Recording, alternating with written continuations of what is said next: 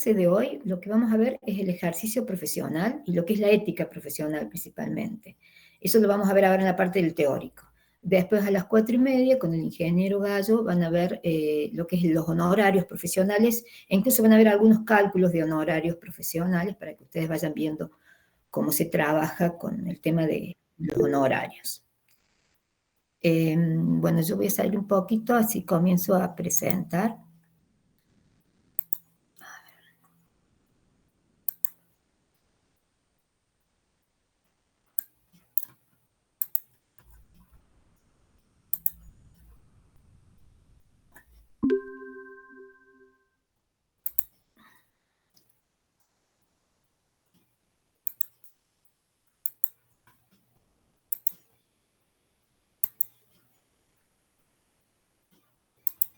Bien.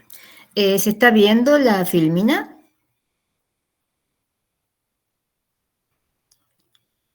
Sí, profe.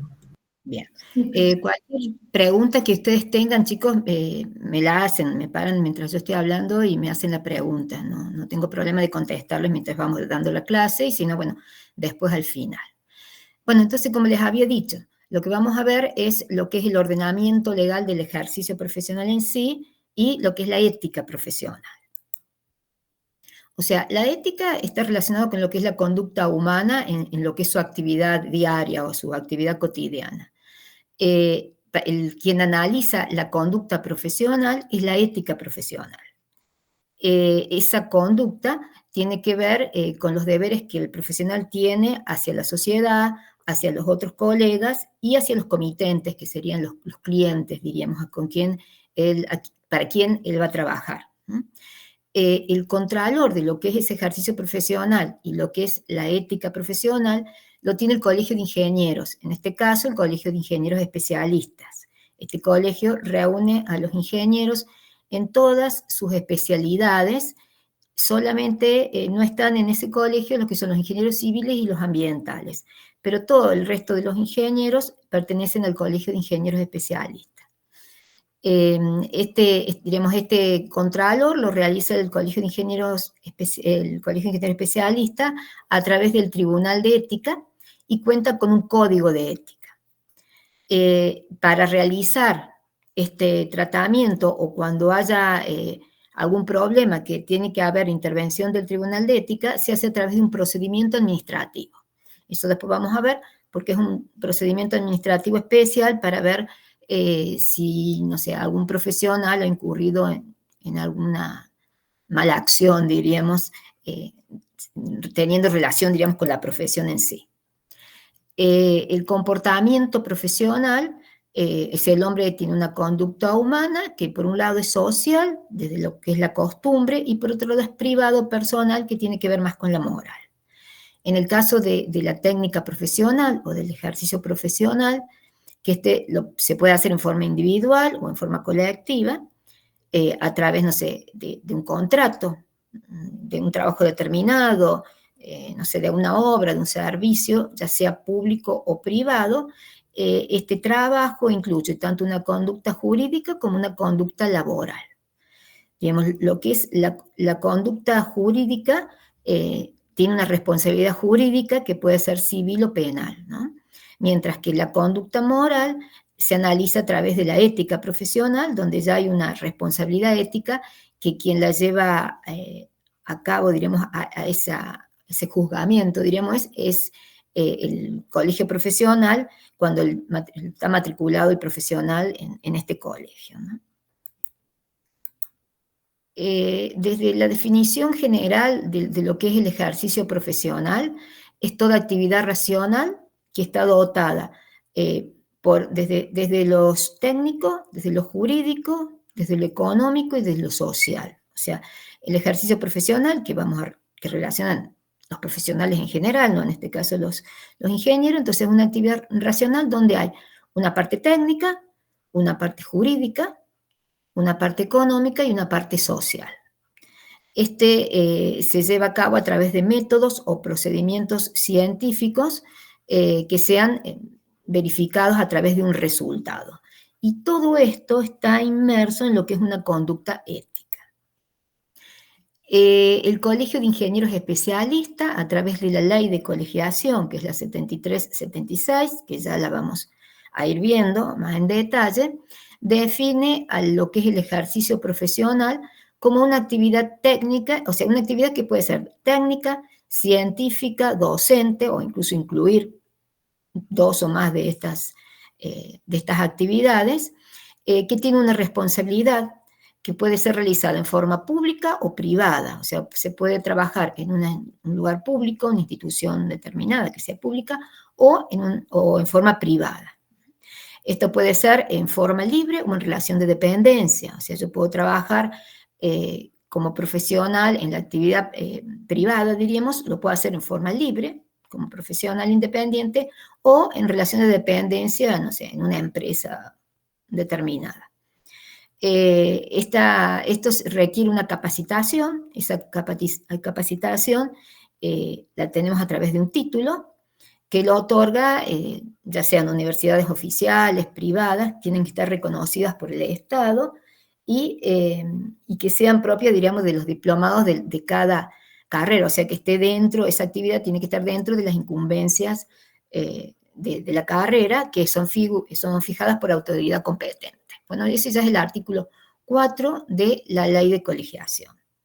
El artículo 5, que es muy importante, más que todo con la parte de ética, dice que el ejercicio profesional deberá llevarse a cabo mediante la prestación personal de los servicios a través de personas de existencia física legalmente habilitados y bajo la responsabilidad de su sola firma. ¿Qué significa? Que quien firma el trabajo es quien tiene que llevarlo a cabo. O sea, si uno lleva a cabo un trabajo, la firma es la que me da la responsabilidad en lo que hice yo en ese trabajo, ¿no? Además, tiene que estar habilitados, esto se refiere a matriculados. ¿Cuál es el tema acá? Si alguien no tiene matrícula, por ejemplo, es ingeniero, pero no está matriculado, no puede firmar el trabajo que realiza. Pero tampoco se lo puede dar que lo firma otra persona, porque quien va a tener la responsabilidad es quien firma. Entonces, en eso también hay que tener cuidado, ¿no? Y para que estén habilitados, tienen que estar matriculados en el colegio profesional. Este tema del artículo 5 trae muchos problemas en cuanto a la ética profesional y muchas veces el Tribunal de Ética trabaja sobre este tema. Bueno, el artículo 6 lo que me habla a mí es de cómo voy a ejercer la profesión. Puede ser en una actividad libre o en relación de dependencia, siempre previa matriculación y habilitación en el colegio profesional, y puede ser en forma libre individual, libre asociado entre ingenieros, libre asociado con otros profesionales o en relación de dependencia. O sea, si es libre individual, lo va a realizar el ingeniero a través de un contrato, no sé, de un convenio con un comitente, que puede ser público o puede ser privado ese comitente, pero este profesional es el que asume toda la responsabilidad y, por supuesto, es el que percibe todas las remuneraciones correspondientes al trabajo, ¿no? También lo puede hacer en forma libre y asociado entre ingenieros, que en este caso comparten tanto las responsabilidades como los beneficios de la actividad realizada, y también se puede hacer en forma, o sea, con un comitente que sea público o privado. Otra forma es hacerlo libre asociado con otros profesionales, que es muy usado ahora, el trabajo en equipo. Entonces, en ese caso, hay una colaboración entre profesionales de otras carreras y el ingeniero va a cubrir la cuota de responsabilidad de lo que él haya realizado y, por supuesto, va a cobrar en función de eso. En ese caso, su firma va a indicar cuál fue el trabajo que realizó y, bueno, la responsabilidad que él tiene sobre el mismo, ¿no? Y si no, puede ser en relación de dependencia, ya sea ocupando empleos que sean cargos públicos, o no sé, trabajar en reparticiones, en empresas, o sea, trabajar no en forma privada, sino ya para otro, o para un ente oficial o no, ¿cierto? En este caso, siempre teniendo en cuenta, bueno, relacionado con el título de ingeniero especialista. O sea, aunque uno trabaje, digamos, en forma, en una empresa, se puede matricular también, en realidad se debería matricular, o si trabaja en una institución pública también. La idea es que todos los ingenieros estén matriculados, aunque muchos no trabajen en forma privada, ¿no? ¿Cuáles serían las leyes que reglamentan la profesión y principalmente para lo que es el cálculo de honorarios? O sea, hace muchos tiempos, digamos, no existían los colegios profesionales. Lo que había era un consejo de la arquitectura, la ingeniería y la agrimensura, que incluía a todas estas profesiones, ¿no? Desde los arquitectos, todos los ingenieros en todas las especialidades y los agrimensores. Era un consejo profesional. Y a través de una ley, que era la 1332, que era un decreto ley, se hacía lo que es el cálculo de los honorarios profesionales. O sea, esa ley, que incluso se sigue usando, ya vamos a ver qué sucedió con las formas de uso, diríamos, está formada por artículos donde cada artículo es una tarea determinada. O sea, cuando uno va a realizar un trabajo, tiene que ver qué artículo se relaciona o me abarca la tarea que yo voy a hacer. Esto, diríamos, hasta el año 88 se trabajaba de esa forma, y en el año 88 hay una reforma de la Constitución provincial y se colegian todos por separado. O sea, ahí se forma el Colegio de Ingenieros Especialistas, el Colegio de Ingenieros Civiles, los ingenieros constructores, el Colegio de Constructores, perdón, el Colegio de Arquitectos y el Colegio de Agrimensores. Entonces, cada uno a través de una ley, que se llama una ley de colegiación, ya se separan y cada uno se encarga de realizar lo que antes hacía el consejo, lo hace cada colegio. Por ejemplo, el tema de la matrícula, el poder de policía en cuanto a las obras que se realizan, el tribunal de ética, todo ya se hace en forma separada. En el año 2000 hay otra ley provincial de modernización del Estado donde se desregulan los honorarios profesionales. O sea, esto fue bastante, diríamos, peleado por las profesiones, porque no era solo de los ingenieros, sino de todas las profesiones, donde se desregula. Quiere decir que uno puede cobrar el valor o, diríamos, el honorario que quiera. Antes, a través del decreto ley, había un mínimo. O sea, uno tenía un honorario mínimo y de ahí podía subir lo que quisiera. Generalmente se hacía según la antigüedad del profesional, el prestigio que tuviera, o el tipo de, si había hecho obras del mismo tipo, si la experiencia, un poco estaba en función de eso, pero me daban un piso. Y además eran no sé, cumplían con una serie de caracteres, como que eran de orden público, porque había una ley que los avalaba, entonces era más fácil también cobrar esos honorarios. De todo modo lo podemos hacer porque si hay un contrato de por medio uno va a poder cobrar el honorario. Pero antes, al ser de orden público, indicaba que era para mantenimiento del ingeniero y su familia, entonces como que tenía mayor fuerza. Entonces se desregula. ¿Y qué sucede? En general, en vez de subir los honorarios, se bajan. O sea, al no haber un valor mínimo, vos podés cobrar lo que quieras mientras que lo cobres. Sí, con la salvedad que ya vamos a hablar un poco de la jubilación, pero para hacer los aportes jubilatorios de cada obra o para los aportes al colegio, sí se hacen en función del decreto 1332. O sea que se reguló un poco, pero en general se mantiene porque ¿qué es lo que me ayuda a mí más que todo cuando me he recibido hace poco tiempo, que no sé qué cobrar? Me da una idea de qué es lo que puedo cobrar según la actividad que voy a realizar. Bien. Entonces, veíamos que, bueno, dijimos recién que una de las leyes, esta es una de las leyes que reglamenta, que es el decreto ley, y otras leyes que reglamentan la actividad del profesional, en este caso el ingeniero, ya sea mecánico electricista o industrial, es la ley 7673, que es la creación del Colegio de Ingenieros. Hay un decreto reglamentario también a esa ley.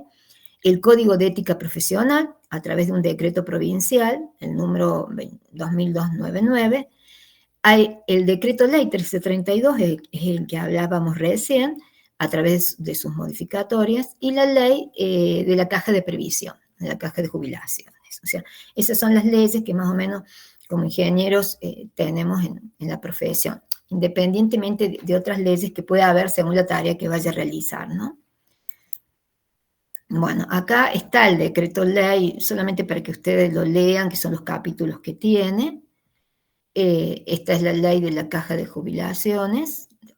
Y bueno, y este es solamente para que tengan una idea, son los aportes jubilatorios. O sea, cuando uno hace un trabajo determinado, si ese trabajo pasa por colegio profesional, porque no todos los trabajos que realizan los ingenieros especialistas es necesario que pasen por el colegio profesional. Ahora, si esos trabajos pasan por el colegio profesional, de los honorarios que yo cobro, que en realidad son de los que calculé a través de la ley, un 9% va para la jubilación, o sea que del 100% de esos honorarios, como que a mí me descontarían un 9%, que iría para mi aporte jubilatorio.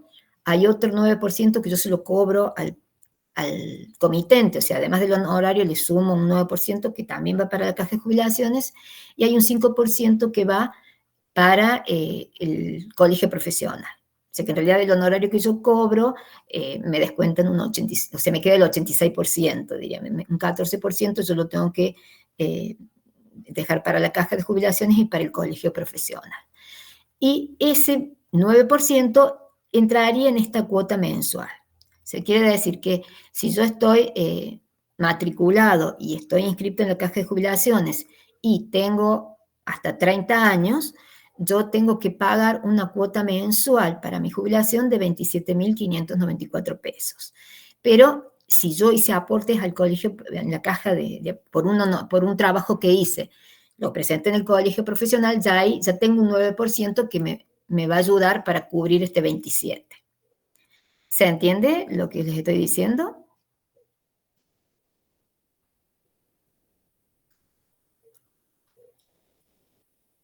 ¿Sí? Sí, profe. Bien. Entonces, este es como para que tengan una idea de los aportes jubilatorios que se van haciendo. Esta caja de jubilaciones es una caja de jubilaciones provincial y privada. O sea, es independiente, por ejemplo, si uno trabaja en la universidad, va a tener otra jubilación también ahí. Este es solamente para el caso de los ingenieros. En realidad esta caja sí sigue siendo como el consejo. Es una caja donde están incluidos todos los ingenieros, los arquitectos, los agrimensores. Entonces, bueno, eso es lo que se cubre. Esto a veces cambia, incluso dentro del mismo año, depende un poco de cómo cambian los honorarios profesionales, el valor de los aranceles, que eso ya lo van a ver cuando vean honorarios. Bueno, vamos a ver un poco lo que es entonces la ley, la 7673, que es la de colegiación. O sea, tiene varios títulos, nosotros vamos a hacer hincapié en estos que están en negrita, o sea, en lo que es el ejercicio profesional, lo que es el ejercicio legal de la profesión, de la ética profesional, bueno, del Colegio de Ingenieros Especialistas en Córdoba, del Tribunal de Ética y disposiciones generales. O sea, nosotros vamos a hacer más que todo hincapié en lo que es el Tribunal de Ética, la ética profesional y algunos artículos que nos interesan dentro de la ley. Después ustedes hacen un trabajo en la parte práctica que analizan la ley también, así que ahí la van a volver a leer y eso o se les va a dar como material en el práctico o ustedes lo pueden buscar.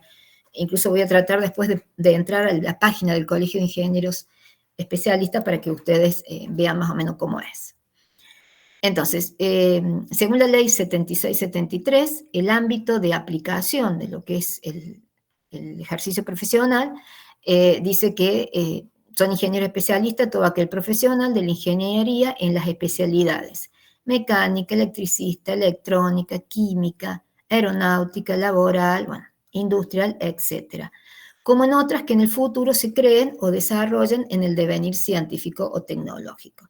Por ejemplo, acá no está la ingeniería en computación, no está la ingeniería biomédica, pero ya este primer artículo me está diciendo que todas las ingenierías que se vayan creando con el tiempo van a pertenecer a este colegio de ingenieros especialistas. Este colegio es provincial, ¿no? De todos modos, generalmente tiene convenios con otras provincias, entonces uno puede trabajar en ellas. Yo voy a dar una parte, ustedes van a tener una charla después que va a venir gente del Colegio de Ingenieros Especialistas, entonces ahí van a ampliar bastante lo que yo estoy diciendo. Y ahí pueden ustedes aprovechar a preguntarles, no sé si va a venir, creo que hay creo que es un ingeniero, que es el presidente del colegio especialista, mucho tiempo estuvo una ingeniera que era profe de la facultad, Rodríguez, María del Carmen Rodríguez, o Carmen Rodríguez tuvo muchos años, pero creo que ahora hay otro, la verdad que no estoy segura. Yo pertenezco al Colegio de Ingenieros Civiles, en realidad, así que bueno, no conozco mucho, pero ya vamos a ver cuando entremos al colegio, seguramente ahí va a decir. Entonces, bueno, el ámbito de aplicación sería eso. El título profesional, bueno, dice que la palabra ingeniero está reservada exclusivamente para las personas que están diplomadas, ya sean universidades oficiales o privadas, que es lo que habíamos visto, y que están reconocidas por el Estado, ¿no? Bueno, y habla un poco de que el título, diríamos, que ustedes van a tener va a ser ingeniero y con la especialidad que tengan, ¿no? Ingeniero mecánico, ingeniero industrial. Bien. El artículo 12 dice, se considera ejercicio ilegal de la profesión a la realización de las actividades específicas previstas en el artículo 5. ¿Se acuerda que el artículo 5 lo habíamos visto, que era el que decía que quien firma el plan o el trabajo que va a hacer tiene que ser la persona que realmente lo hace, ¿no? Y que tiene que estar habilitado para hacerlo, o sea que tiene que, aparte de tener el título de ingeniero, tiene que estar matriculado. Incluso acá en el 13 también habla de que tiene que estar inscrito en la matrícula. En el caso de que no estuviese matriculado o que no fuera ingeniero en esa especialidad, sería juzgado por el Tribunal de Ética Profesional.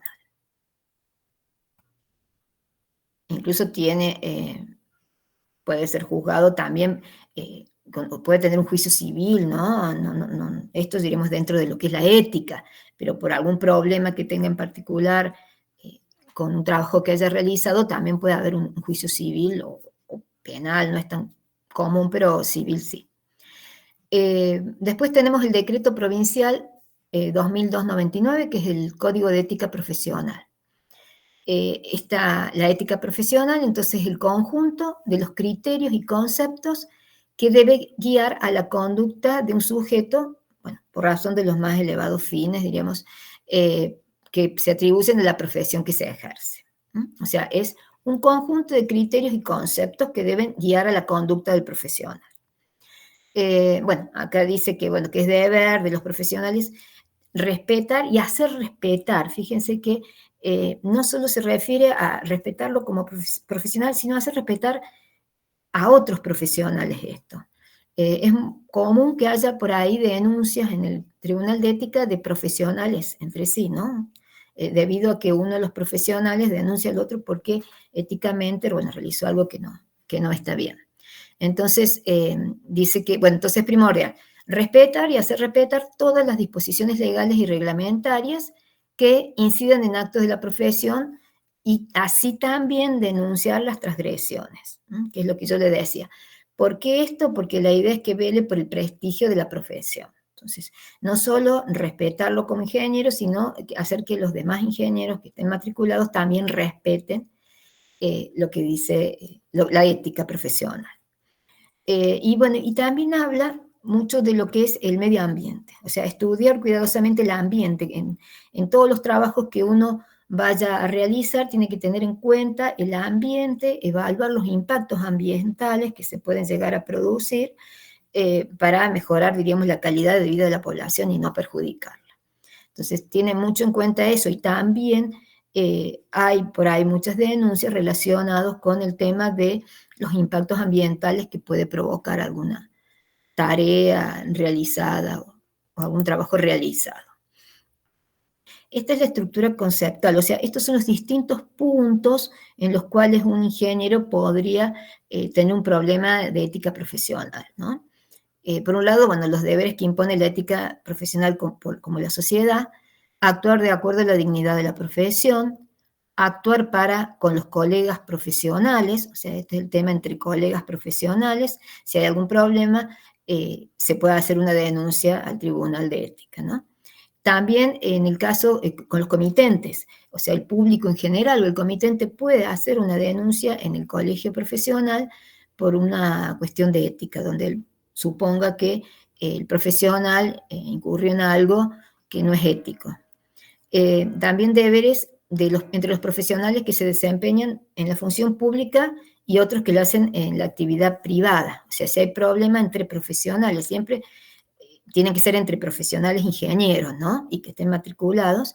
No sé, algún problema que pueda tener, no sé, un profesional que está en la actividad privada y tiene que hacer algún trabajo en un lugar público y tiene problema con algún ingeniero, ¿no?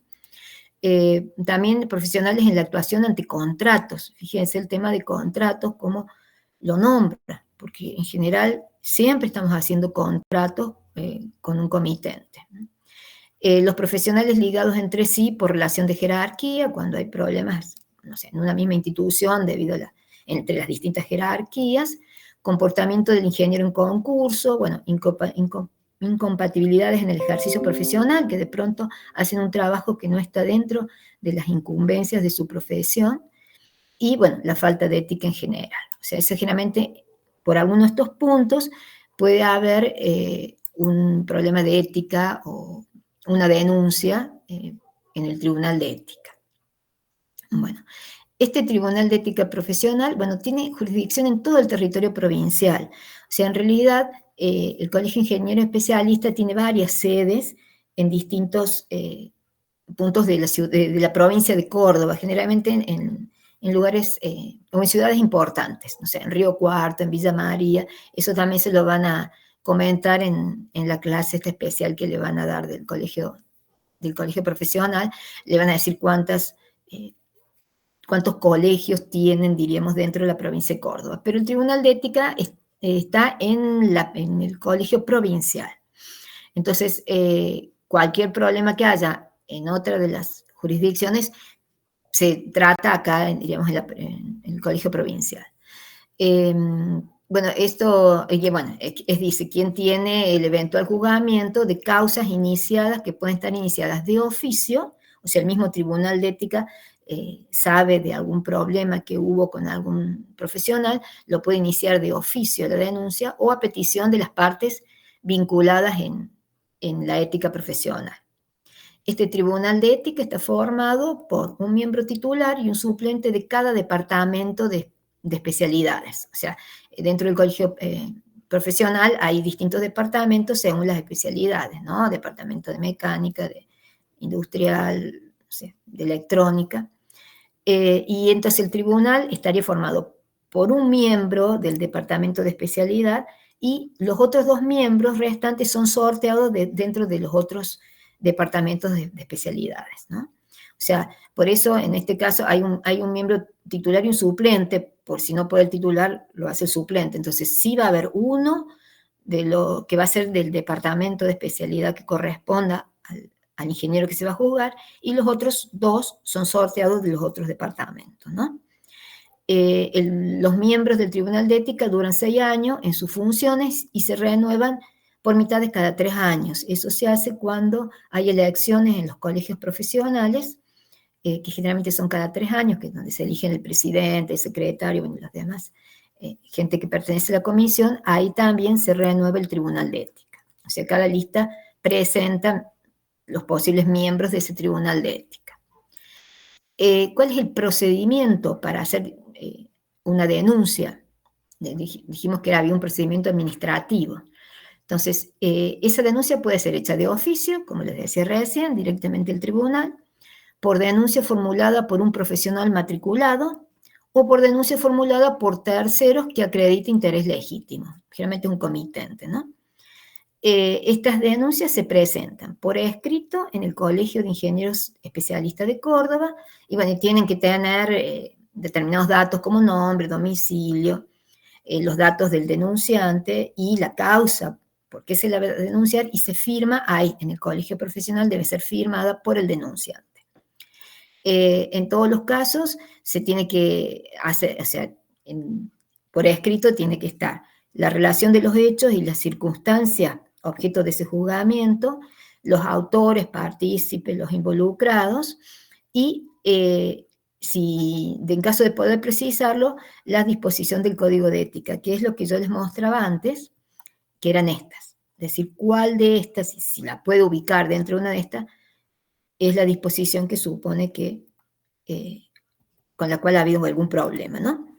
Y la fuente de información y pruebas que se aportan. Entonces, para hacer una denuncia, entonces tiene que tener todos estos puntos, desde los datos mínimos que presentan y todo lo demás. Entonces, en ese caso, quien vaya a hacer la denuncia lo tiene que hacer a través del colegio profesional. ¿Qué es lo que hace este tribunal de ética? Primero establece si se trata de una causa de ética profesional. O sea, primero lo analiza el tribunal de ética si realmente hay un problema de ética profesional, ¿no? Muchas veces, no sé, por ahí el comitente piensa que es un problema de ética y no, entonces se puede resolver de otra forma, pero no es una tarea del tribunal de ética. Si la causa es pertinente, se convoca a una audiencia conciliatoria entre el denunciado, diríamos, y el denunciante, y si esa conciliación, o sea, si esto acá hay un arreglo, ya se termina, ¿no? Si la conciliación fracasa, se le pide al profesional que por escrito y con su firma produzca su defensa. Entonces, ahí tiene que aportar todas las pruebas que él tiene y, bueno, constituir un domicilio especial. Eso es más que todo si no son de acá, de la ciudad de Córdoba.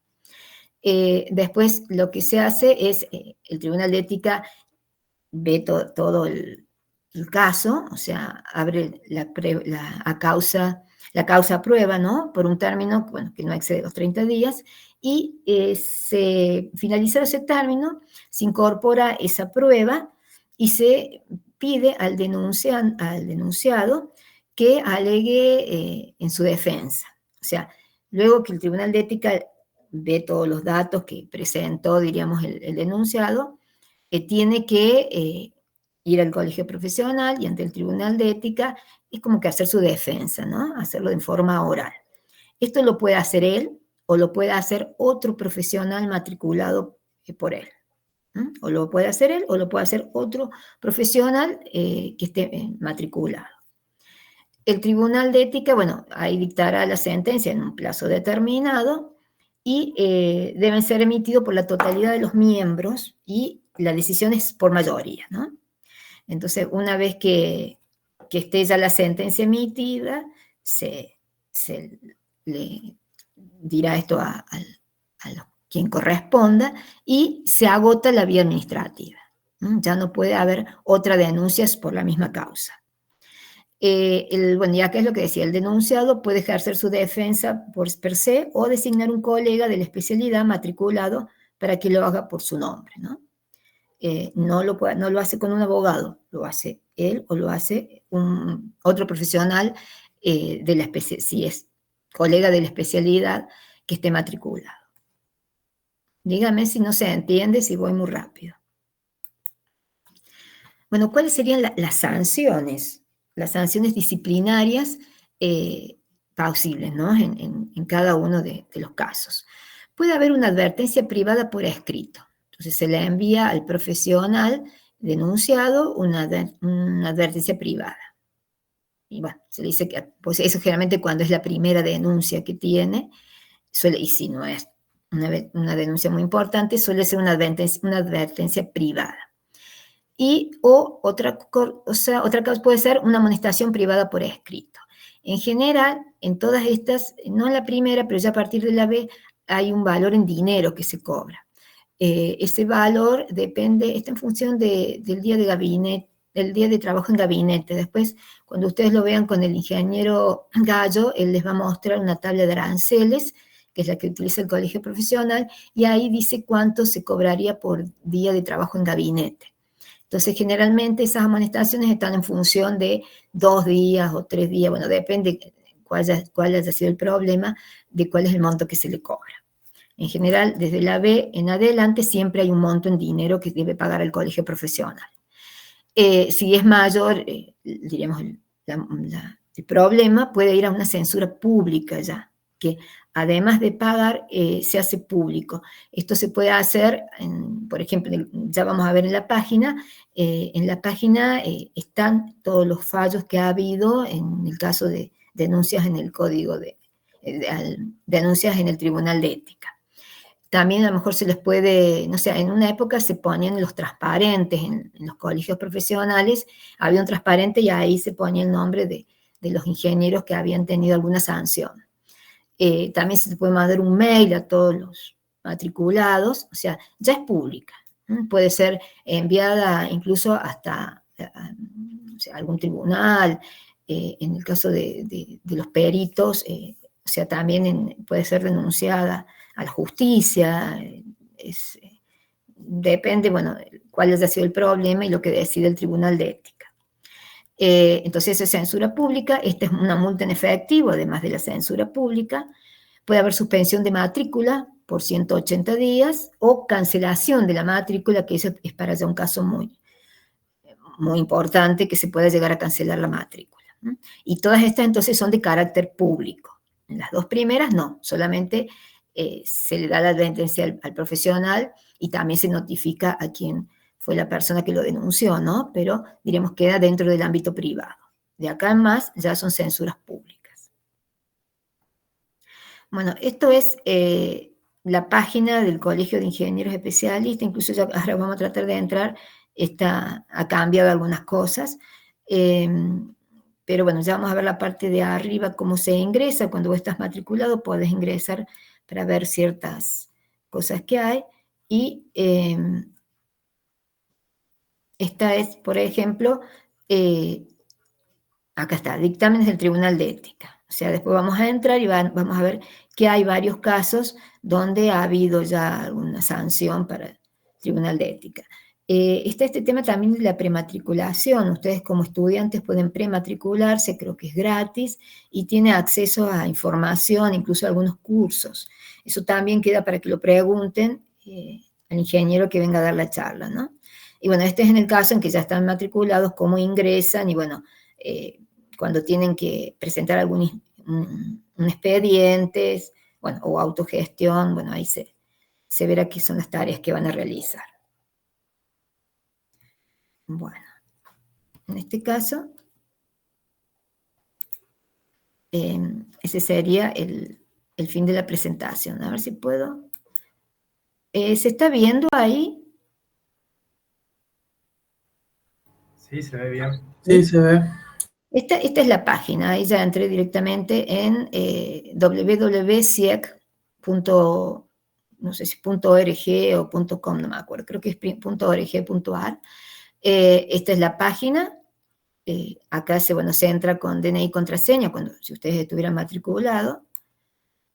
Y, bueno, ahí hay talleres, o sea, que le indican las actividades que hay, y bueno, por qué el trabajo dignifica la ingeniería, bueno, la planta, bueno, ustedes eso lo pueden ir viendo, porque acá pueden entrar. Y lo que quería mostrarles es acá, por ejemplo, dice dictámenes, Tribunal de Ética. Bien. Entonces, por ejemplo, acá. Dice expediente, bueno, el ingeniero tanto contra el licenciado, que es un licenciado en higiene y seguridad en este caso.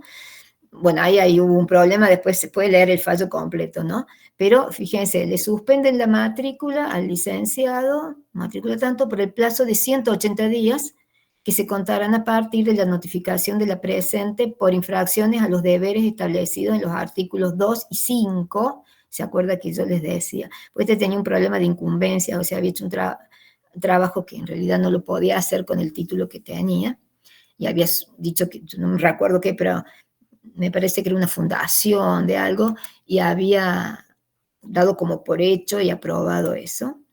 Y bueno, por eso lo denuncia, pues se le había aprobado todo el expediente, entonces el otro ingeniero lo denuncia.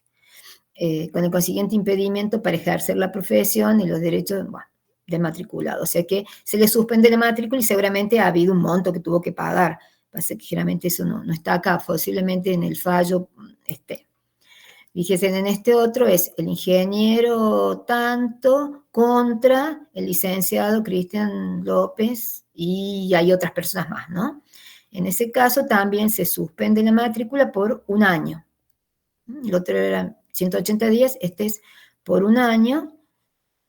Y bueno, también artículos 2 y 5, y el número 12 del Código de Ética. Bueno, ahí dice dar a publicidad la presente resolución en la forma prevista por el artículo tanto, a cuyo fin comuníquese a la Junta de Gobierno del Colegio de Ingenieros Especialistas de Córdoba, y protocolícese. En el otro no decía nada que le dieran publicidad, pero acá sí. Fíjense que todos son entre profesionales, ingeniero contra licenciada, tanto, esta es otra de las personas que estaban en la misma causa, y se suspende por 6 meses ahí la matrícula, y se le da publicidad. Y había otro por acá, bueno, también son entre ingenieros, 180 días, fíjense que casi todos son el artículo 5, dar publicidad, incluso esto es en otro lado, de la presente resolución, Junta de Colegio de Ingenieros Especialistas de Santa Fe. O sea, yo le decía que por ahí hay convenios que podés trabajar sin necesidad de matricularte en otra provincia. Hay convenios entre los colegios profesionales, entonces con tu matrícula, que aunque sea provincial, podés trabajar en otras provincias. O sea, tiene con varias provincias convenios. Y había uno, no, esto sigue siendo entre ingenieros. Este es un ingeniero químico, también le suspenden la matrícula por 60 días, esta es más leve, también se da publicidad. Y acá, por ejemplo, hay uno de la Cooperativa Horizonte. Denuncia de la Cooperativa Horizonte a la ingeniera y suspenden la matrícula profesional de la ingeniera electrónica por el plazo de 2 años. Acá es mayor la suspensión. Bueno, y después, si ustedes quieren, pueden leer el fallo completo, porque no hace falta que estén matriculados para que ingresen. Eso si les interesa, pueden después ver esta parte. Bueno, voy a dejar de presentar.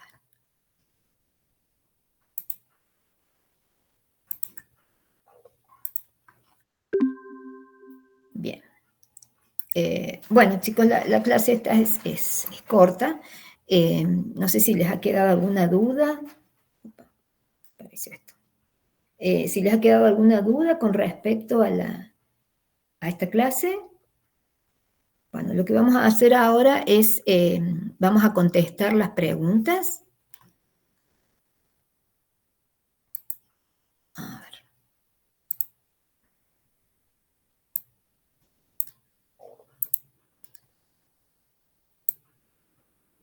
¿Dónde estoy? Inicio. ¿Se está viendo?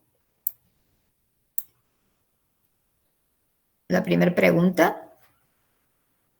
Sí, ya apareció. Bueno, a ver, chicos, los miembros del Tribunal de Ética durarán, ahí tienen, bueno, ustedes la contestan.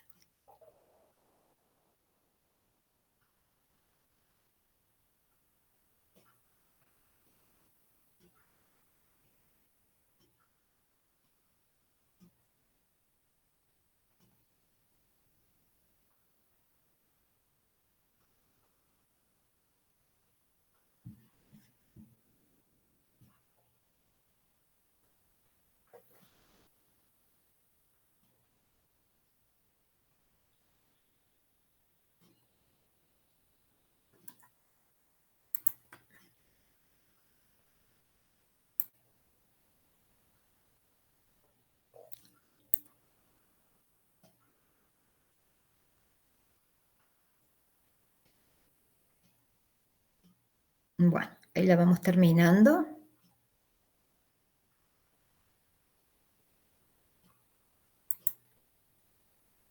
Bien, era la opción B, ¿no? La segunda. Pero vamos a la otra.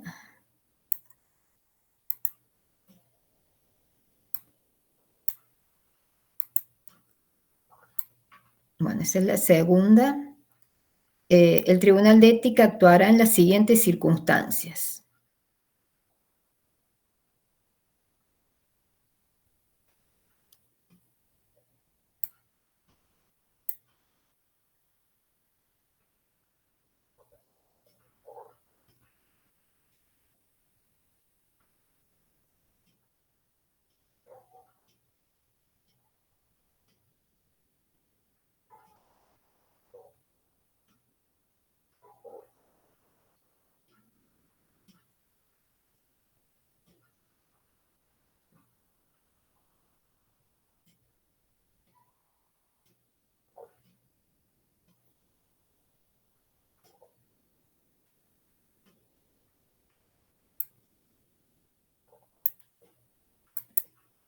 Bien, era la última opción.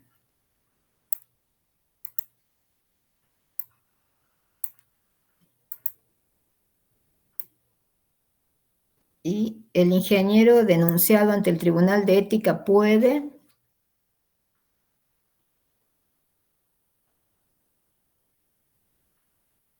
Tiene una trampa, les comento esa.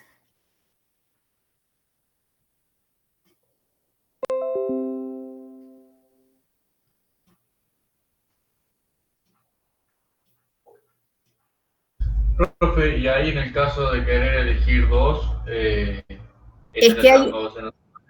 es la trampa, no son dos, es una sola.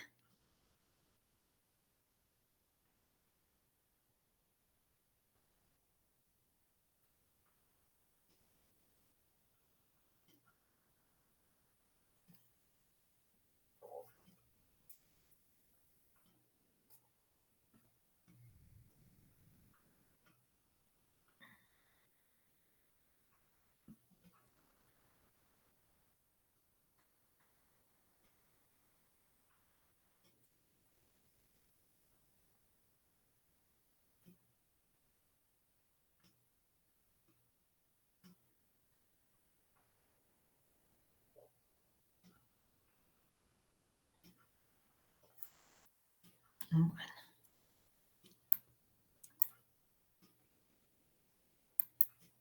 Ahí lo terminamos. La trampa era que es un colega de la especialidad matriculado. Eso era lo que le faltaba, diríamos, a la última opción. Bueno, a ver, quiero ver si hay una pregunta. Entonces, ¿cuál era la correcta, profe? Era la primera. El por Bien. sí solo, claro. ¿Hay preguntas, chicos? Bueno, después ustedes van a tener la charla esa que le digo, entonces ahí sí van a tener que hacer las preguntas. Ahí seguramente... ¿Cuál es la correcta de la 3?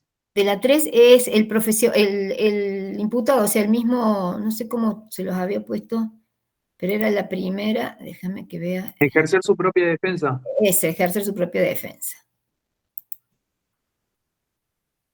Lo puede hacer él o lo puede hacer un profesional de la especialidad, pero tiene que estar matriculado.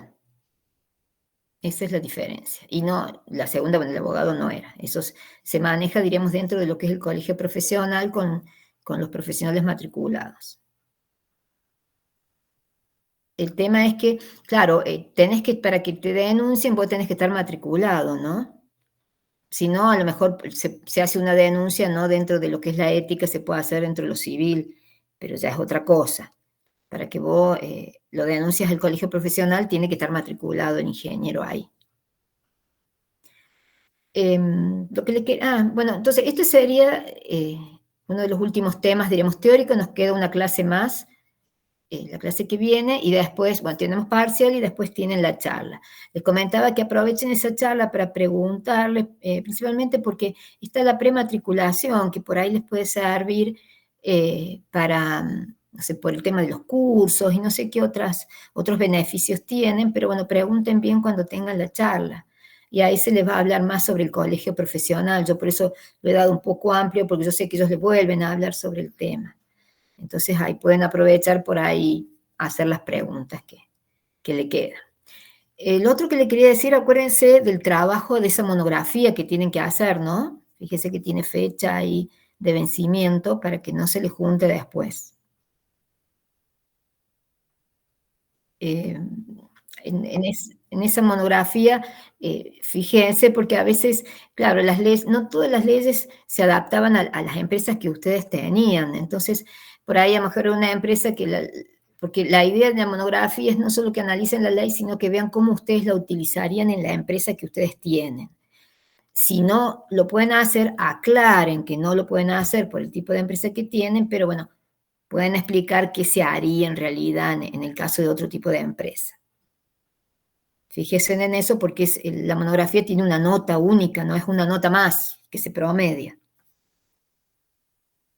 Así que fíjense con eso. Bueno, el resto, si quieren ver los parciales, ustedes ahí tienen ven quién se los corrigió, así que pueden ir al horario de consulta si tienen alguna duda.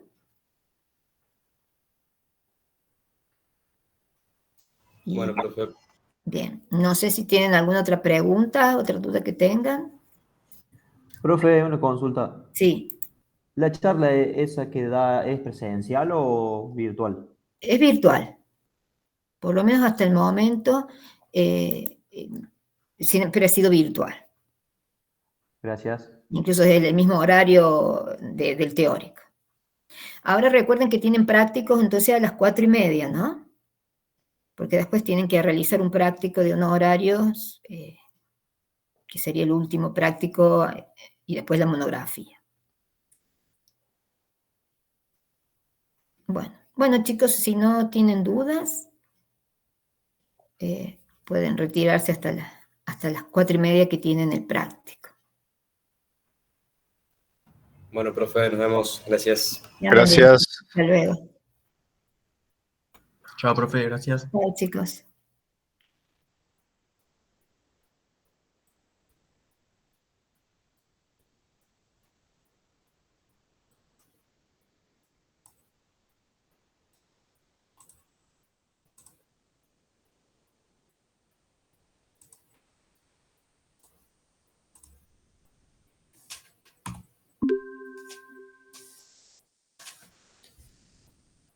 Bueno, ¿cómo les va, chicos? Buenas tardes.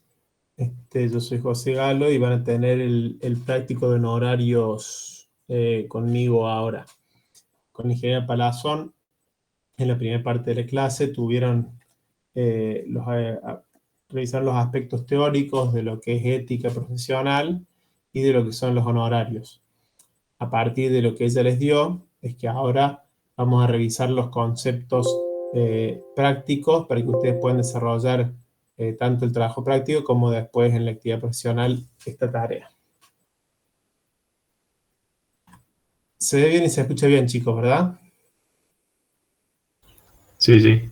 Bueno, cualquier duda que tenga, me van interrumpiendo y lo vamos charlando. Vamos a hacer un breve repaso de algunos conceptos y de lo que son los honorarios. ¿Y qué son los honorarios? La retribución que se le paga a un profesional por el desarrollo de una actividad útil para la sociedad o para una persona que lo contrata para esto. Esta retribución recibe el nombre de los honorarios y a través de la misma se busca reconocer el trabajo intelectual que desarrolla el profesional en la actividad que se le hemos encargado, su capacidad creadora y algo muy importante que van a ver que vamos a repetir a lo largo de las clases, la responsabilidad que asume. Los honorarios son profesionales a la responsabilidad que está asumiendo el profesional al desempeñar una tarea y al firmarla, ¿verdad? La responsabilidad civil, que puede implicar cuestiones económicas o la responsabilidad penal inclusive por la tarea profesional desarrollada. Por eso los honorarios son profesionales a esa responsabilidad que asume el profesional. Nosotros vamos a trabajar con el decreto ley 1332, que es del año 56, que es el que plantea y establece cómo se calculan los honorarios para las distintas tareas que podemos desarrollar los profesionales de la ingeniería. Este decreto es tanto para arquitectura como para ingeniería. Nosotros vamos a centrarnos en la parte de ingeniería.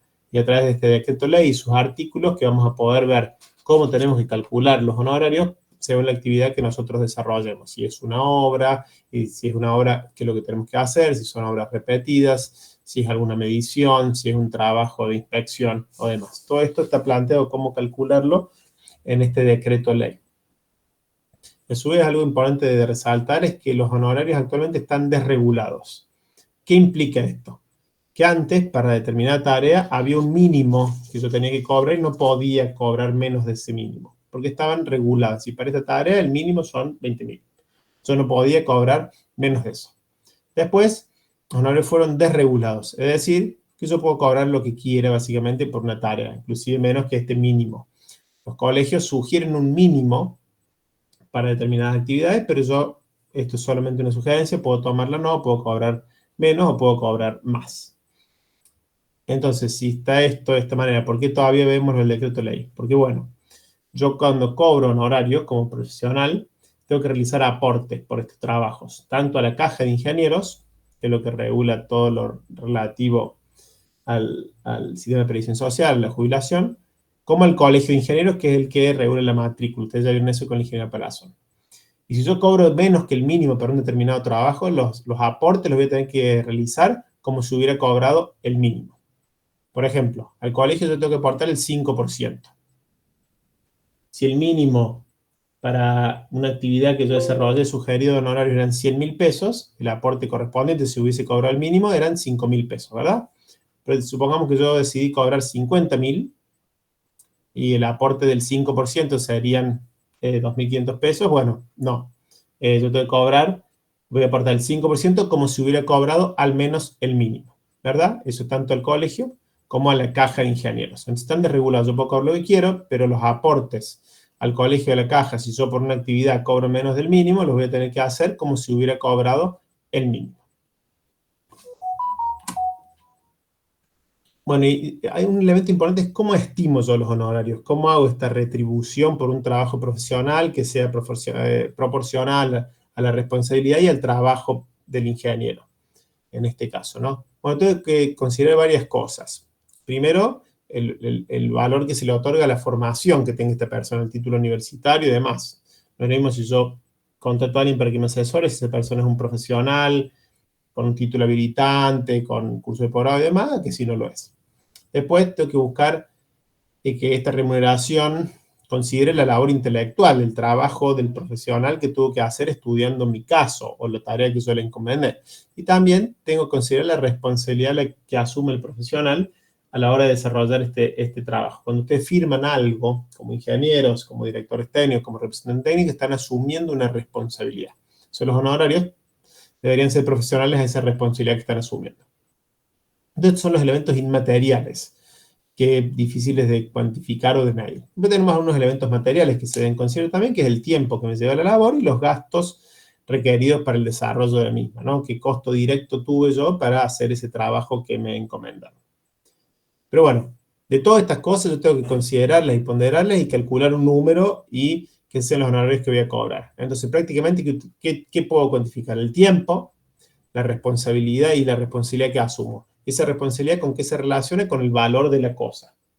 Si ustedes, por ejemplo, vamos a un caso muy sencillo y que quizá para que se den una idea nomás, no es lo mismo si llevo un auto a un mecánico, un Mercedes-Benz último modelo, que sale un montón de dinero, a un auto, a un Renault que digamos que ya tiene 15 años. La responsabilidad que asume el mecánico al trabajar en uno u otro auto es diferente. ¿Por qué? Porque si rompe algo del Mercedes, que iba a tener que reponerlo, es mucho más caro que si rompe algo del Renault y difícil de conseguir, ¿verdad? Entonces me va a cobrar más, aunque el trabajo sea el mismo, le lleve el mismo tiempo y él tenga la misma formación. ¿Por qué? Porque la responsabilidad que asume es mayor, porque el valor de la cosa con la que está trabajando es mayor. En ingeniería pasa lo mismo. Si yo tengo que reparar un tomógrafo que vale un montón de dinero, por más que el trabajo sea sencillo, o me lleve el mismo tiempo que reparar, por ejemplo, una centrífuga de laboratorio, un equipo de laboratorio sencillo, pero bueno, estoy tocando un tomógrafo, que es algo muy caro y me estoy haciendo responsable de eso. Entonces, los honorarios van a ser mayores. Bueno, vamos a entrar ahora entonces en ver cómo vamos a calcular estos honorarios en función de la obra, del trabajo que yo tengo que hacer. Entonces, ¿qué es lo que plantea este decreto ley 1332? El decreto ley plantea una serie de obras que trata de agruparlas para obras de igual riesgo y dedicación profesional, y les establece que eso puede ser categorías, categoría 1, 2 y 3. Y en la categoría 1 estarían incluidas obras que tienen el mismo riesgo y dedicación, categoría 2 también y categoría 3 también.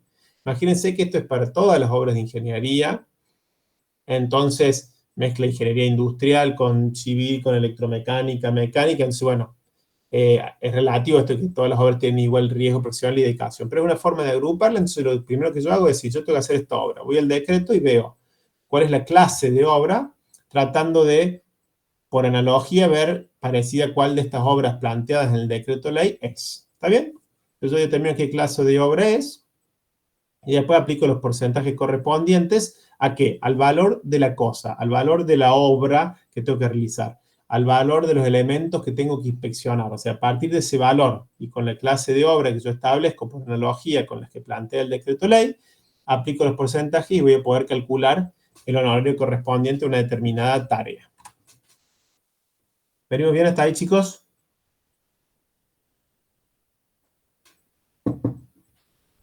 ¿Hay alguna duda? Sí, sí. Ninguna. Bien. Como les decía, el decreto ley divide las obras en obras de arquitectura y en obras de ingeniería. Nosotros nos vamos a centrar en lo que son las obras de ingeniería, ¿verdad? Y dentro de esas obras plantean obras, pueden ser de primera clase, de segunda clase y de tercera clase. De primera clase son obras más sencillas o pequeñas y de tercera categoría o clase son las más complejas. Y acá vamos a ver lo que dice que son, por ejemplo, obras de primera clase. Van a ver que habla de edificios, movimiento de suelo, habla de defensa de riberas y zonas medanosas, habla de muelles y puentes, habla de instalaciones domiciliarias relativas que serían eléctricas, obras eléctricas, electromecánicas, fíjense, fábrica de ladrillos, mosaicos y talleres que a cada una capacidad de carga, 5 kilovatios y demás. Ven que agrupa obras de diversa índole, de diversas ingenierías, y bueno, yo por analogía digo, bueno, si es de primera clase, si mi obra es parecida a alguna de ellas, la capacidad instalada es menor a 5 kilovatios o demás, diré, bueno, mi obra es de primera clase.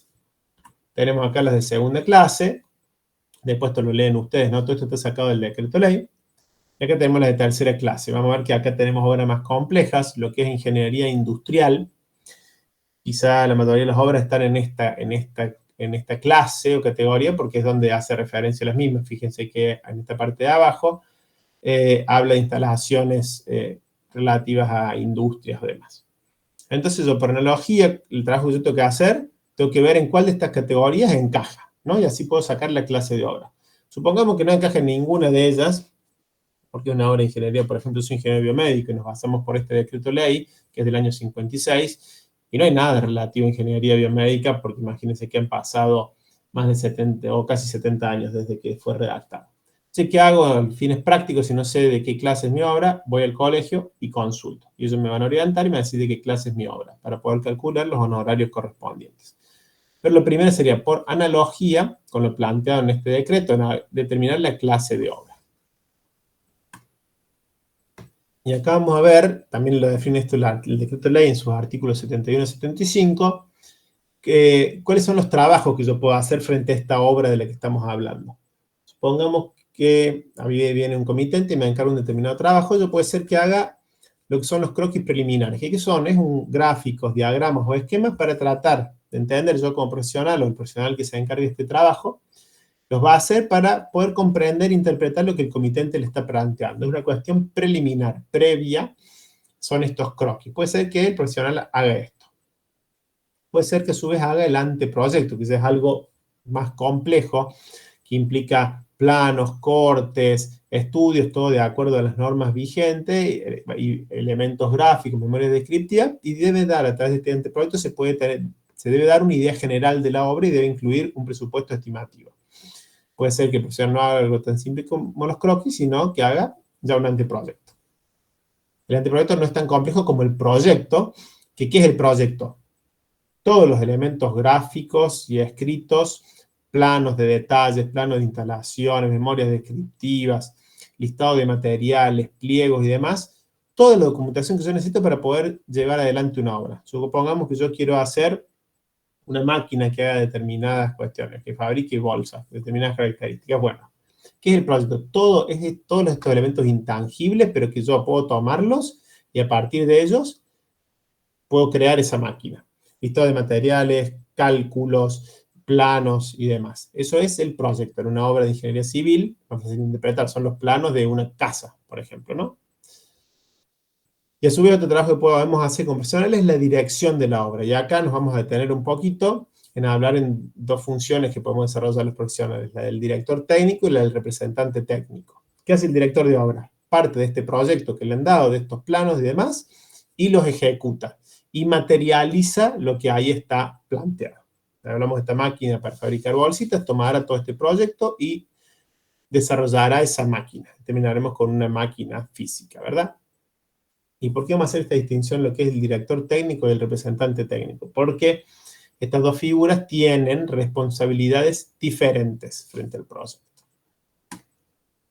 ¿Quién es el director técnico? ¿Qué hace el director técnico? Es un profesional que supervisa la obra, puede trabajar para quien la encarga, puede trabajar para la empresa constructora o demás, y tiene que verificar que todo se haga de acuerdo a los planos y que se realice de acuerdo a las artes del buen construir, ¿verdad? Pues esto se hace de acuerdo a los planos, pero que se basa en una máquina, que las chapas se corten adecuadamente, que se utilicen los elementos, las herramientas que tengan la precisión suficiente para que el trabajo salga bien y demás. Eso es lo que hace, supervisa. Ustedes han visto con el ingeniero Cornejo en la clase pasada lo que es obra pública, ¿verdad? Entonces, muchas veces en una licitación, para realizar una obra pública, gana una empresa privada. Muchas veces el director técnico pertenece a la administración pública, al Estado, y supervisa estos trabajos que va a desarrollar esta empresa privada a quien se le ha adjudicado la licitación. Entonces, eso es lo que hace el director técnico. Supervisa, ve que todo se realice adecuadamente, que los materiales sean los indicados y demás. Y ahora vamos a ver qué hace el representante técnico. El representante técnico es el que tiene que asumir la responsabilidad y desarrollar, materializar esa obra. Es el que toma los planos, toma el listado de materiales, si falta algún plano o algo lo va a elaborar y lleva adelante la obra. Consigue la gente, consigue las máquinas, provee los materiales y es responsable de que esta obra se desarrolle adecuadamente de acuerdo a los planos que tenía.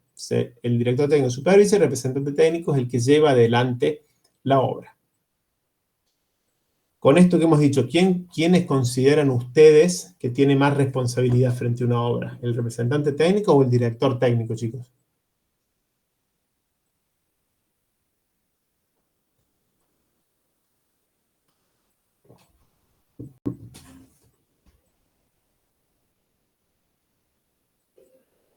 ¿Quiénes le parece que asume más responsabilidad cuando hay que desarrollar un trabajo? ¿El representante técnico o el director técnico?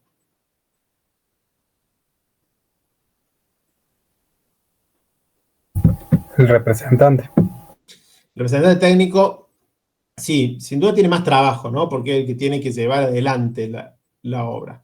Y tiene la responsabilidad de que todo esto se realice adecuadamente a plano. También hay una función muy importante del director porque es el que supervisa y también pone la firma, ¿verdad? Pero es importante esta distinción que hacemos y que hace el decreto de ley entre estas dos figuras, porque si yo voy a firmar como director técnico, como representante técnico, tengo que tener claro cuál es la responsabilidad que yo estoy asumiendo, ¿verdad? Muy bien.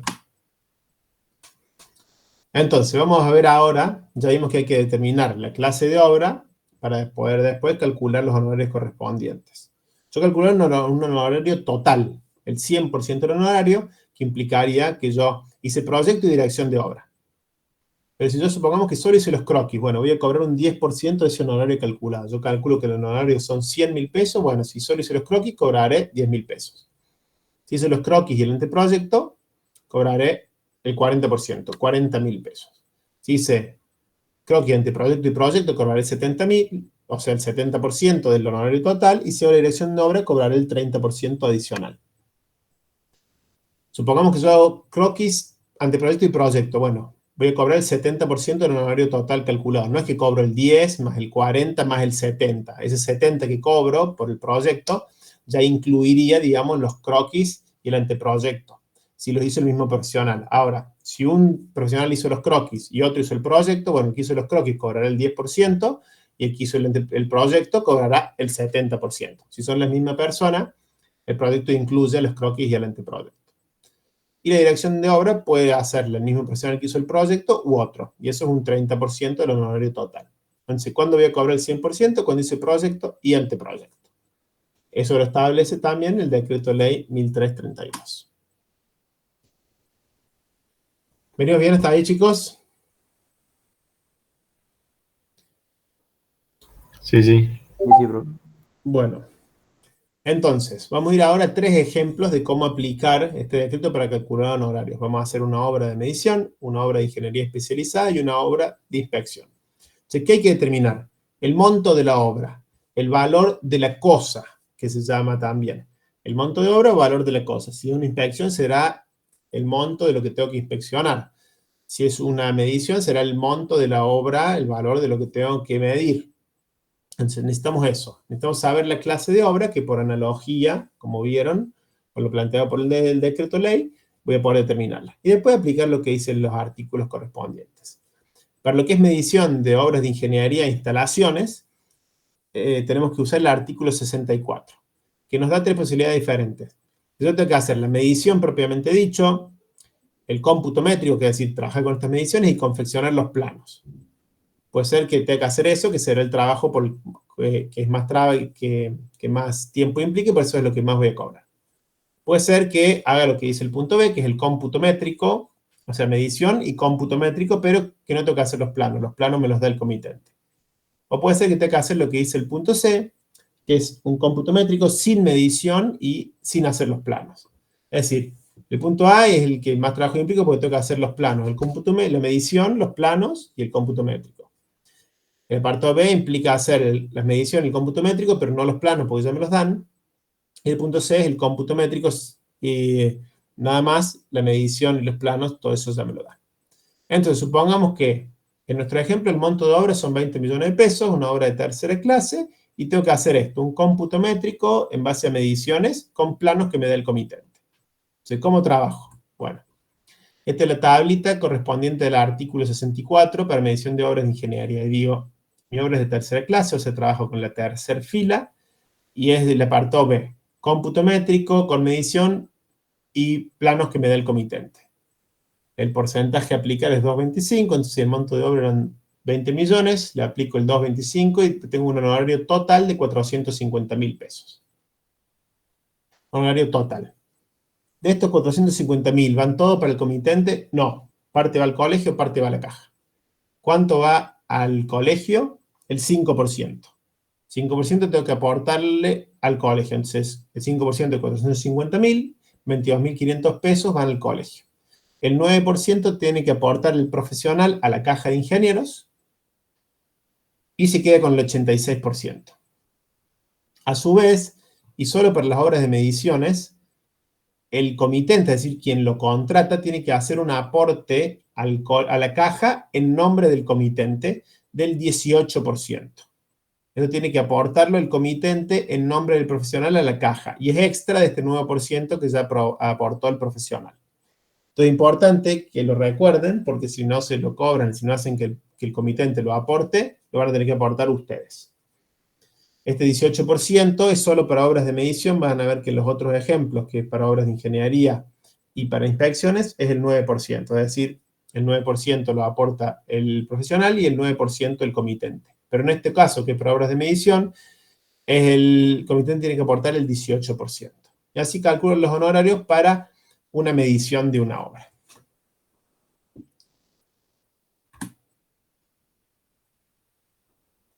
Vamos a ver ahora para qué nos sirve esto que le voy a explicar ahora, que es una planilla que nos da el Colegio de Ingenieros. Para poder calcular el costo de obra, este valor de la cosa que necesito para calcular los honorarios, que no siempre es tan fácil, ¿verdad? Muchas veces no sé cuál es el costo total de la obra. Sé cuál es el costo de los materiales, pero no el costo total de la obra. Y yo para determinar honorarios necesito el costo total de la obra. Entonces, tenemos este listado o esta forma esquemática que nos da el colegio para, a partir del costo de los materiales, poder calcular un costo estimativo total para una obra y así calcular los honorarios correspondientes. Entonces, ¿de qué parto? Del costo de materiales. Veo todos los materiales que necesito, la cantidad que necesito de lo mismo, la calidad, y parto de un costo total de materiales para la obra en cuestión. A partir de eso, el colegio sugiere porcentajes referenciales mínimos para los distintos rubros y poder llegar al costo total de la obra. Entonces, el transporte se fija un 5% del costo de materiales, como mínimo. ¿Esto por qué es referencial mínimo? Porque depende si yo tengo que hacer una obra acá en la ciudad de Córdoba es una cosa, y si le toca hacer el medio de la sierra es otra cosa, el costo de transporte. Pero bueno, como porcentaje referencial se fija un 5% del costo de materiales. Con mano de obra y cajas sociales se fija un 35% del costo de materiales más el costo de transporte. Para a los imprevistos se le asigna un porcentaje referencial del 5% de los 3 ítems anteriores. 5% de lo que es materiales más transporte más mano de obra. A los costos directos y de administración se le fija un 15% de la sumatoria de los 4 ítems anteriores, y a los beneficios se lo fija en un 15% de la sumatoria de los 5 ítems anteriores. Sumando estos puntos A, B, C, D, E y F, es que eso lleva al costo total o definitivo de la obra. A partir del costo de materiales puedo llegar al costo total y definitivo de la obra, este llamado valor de la cosa, que es el que yo necesito para poder calcular los honorarios correspondientes. y el costo total de la obra debe ser 96% más del costo de materiales, ¿verdad? Si el costo de materiales era 100, el costo total de la obra debe ser más de 196. Entonces, esta es una forma de calcular el costo de obra cuando no tengo claro todos los ítems, pero sí tengo el costo de los materiales. Profe, Sí. entonces el porcentaje se aplica sobre A más B y después sobre A más B, C, o sobre A todo el tiempo y después se le suma. No. Sobre A se aplica para calcular el costo de transporte. Para calcular el costo de mano de obra se aplica sobre A más B. Para Ok, calcular entonces. imprevistos, A más B más C. Y los beneficios del último, sumo todos los otros ítems y a eso le aplico el 15%. Se van acumulando, digamos. Dale, gracias. De nada. Otro elemento importante de tener en cuenta acá es qué son elementos primarios y qué son elementos secundarios. El decreto ley nos va a hablar de elementos primarios y de elementos secundarios. Pueden saber qué son esos. Los elementos primarios son los equipos que van a formar parte de la obra. Es decir, supongamos una obra de instalación de esta máquina de bolsas. Bueno, el elemento primario es esta máquina que yo tengo que instalar. Por favor, no se les mezcle con máquinas que tengo que usar para instalarlo. No es un taladro, no es una moladora, no. Los elementos primarios son los elementos que ingresan a la obra y que deben ser instalados. En una obra de ingeniería, por ejemplo, hospitalaria, será el tomógrafo, será el resonador, el equipo que tengo que instalar. Esos son los elementos primarios. Y los elementos secundarios son todas las otras cosas que necesito para la instalación de este elemento, que lo podemos tomar como calcular como la diferencia del costo total de la obra menos el costo de los elementos primarios, porque es más fácil estimar el costo de estos elementos primarios, así saco el costo de los elementos secundarios. Todos los otros elementos que se utilizan para la instalación. Será el cemento, el hierro, el cobre, si tengo que hacer una jaula de Faraday, lo que sea. Entonces, tenemos elementos primarios, los equipos que ingresan a la obra que se deben instalar, y los elementos secundarios.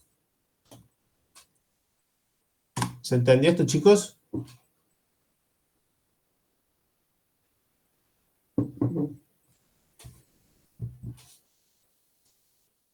¿Se entiende que son elementos primarios y que son elementos secundarios? Sí, profe, una consulta. Entonces, esas dos cosas, tanto lo del artículo y es para ver el valor de la cosa, digamos, o por un lado puedes hacerlo con el artículo, viendo de la tablita esa, o por el otro lado, viendo el costo de los materiales y agregando todos los... No, el costo total de la obra lo necesitas para hacer los cálculos. Nosotros vimos la obra del artículo 64, que yo le puse 20 millones de pesos arbitrariamente, pero nosotros tenemos que llegar a ese costo total de la obra para poder calcular los honorarios. Si no lo conocemos, podemos estimarlo a partir del costo de materiales, como yo les expliqué. Es para eso. Pero siempre tengo que aplicar lo que dice el decreto ley. ¿No? Es que a veces ese costo, ese valor de la cosa, ese costo de la obra, no es tan fácil de saber, entonces lo podemos estimar de esta manera. Vamos a adentrarnos, chicos, ahora a los últimos dos ejemplos. Este ejemplo número 2 es para proyecto y dirección técnica de una obra de ingeniería especializada. Y acá vamos a ver que hay elementos primarios y secundarios. El monto total de la obra es de 2.600 millones de pesos, ¿verdad? Son montos elevados porque, bueno, recuerden que estamos en pesos y estas obras de ingeniería muchas veces son caras. Entonces es el costo total de la obra. Y en este ejemplo, el monto de maquinaria a instalar es de 1.200 millones de pesos. Esos serían los elementos primarios. Y los elementos secundarios, que son los implicados en la instalación, para este caso son 1.400 millones de pesos. Entonces ven que tenemos un costo total que se divide en elementos primarios y elementos secundarios. ¿Y cómo voy a calcular los honorarios correspondientes? Van a ser una serie de porcentajes que aplico sobre los elementos primarios y otra serie de porcentajes que aplico sobre los elementos secundarios. X, que acá es que el costo de equipo, serían los elementos primarios, y A son la tasa, los coeficientes que aplico, e I son los costos de instalación, los elementos secundarios, y B son los porcentajes que voy a aplicar. Entonces vamos a ver cómo es este cálculo. Vamos ahora a verlo rápidamente, después todo esto ustedes lo tienen en el LEB, y lo pueden ver detalladamente, pero es así. Fíjense, primero vamos a calcular esta tablita que dice obra de instalación, costo total de la obra sobre montos primarios. implica o incluye los porcentajes que aplicamos sobre las máquinas a instalar, sobre los elementos primarios. Y esta otra tablita que dice obra de ingeniería, costo total de la obra sobre monto secundario, es la que aplicamos para el costo de la instalación. Estos son los porcentajes que aplicamos sobre los elementos secundarios. Nuestra obra es de tercera clase, entonces vamos ahora al cálculo. ¿Se acuerdan que yo le dije que los elementos primarios eran 1.400 millones de pesos en esta obra? O 1.200, elementos primarios eran 1.200 millones de pesos. Entonces, ¿cómo trabajo? 1.200 es más que 58.907.956, sí. Entonces, es 5% de esto, más. Si 1.200 sigue siendo mayor que esto, es el 2,5 de la diferencia entre esto y esto. Vamos a la figura siguiente donde está detallado. Acá está la tabla más chiquita, pero está el cálculo. Entonces, 1.200 millones de pesos sigue siendo más que este tope para esta columna, sí. Entonces, aplicaré el 1,25 a la diferencia entre esto y esto. Y acá me dice que tengo que aplicar un 0,625 a la diferencia entre este valor y este valor, si todavía este valor es inferior a mi monto de mis elementos primarios, lo que es, y al excedente le tengo que aplicar un porcentaje del 0,3125%. ¿Y cuál es el excedente? Mi monto de elementos primarios, 1.200 millones, menos el tope de esta categoría, 1.178.156.070. Y haciendo este simple cálculo es que llego al monto de honorarios sobre los elementos primarios.